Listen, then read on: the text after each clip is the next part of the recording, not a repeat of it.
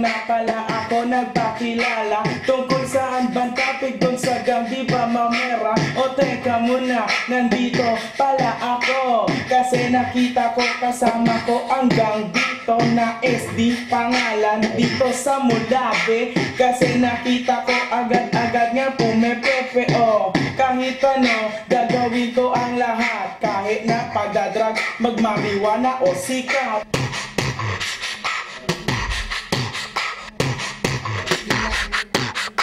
Handa na ba kayo ngayon matake pari ko? Ngunit sa isang pay na ito aking naman yung bibuklatin. Inabot na ang tagay at bigla na nilunok. Ngunit nandito mga gunggong ay kinamay, biglang sumasalang na naman mga parak at inakay. Sige rat-rat, sige sat-sat, mga walang dinatbat. Bitiwan ng microphone, nawakan ng tinding at patpat. Kung palagay na, kompleto na sa mga pagsasanit, subukan kung pupwede na.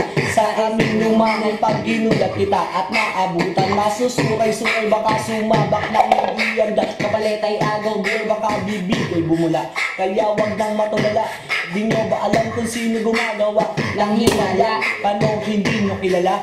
Ba't hindi ka tumingala? Balang araw makakasabay ka rin sa laway ng iba.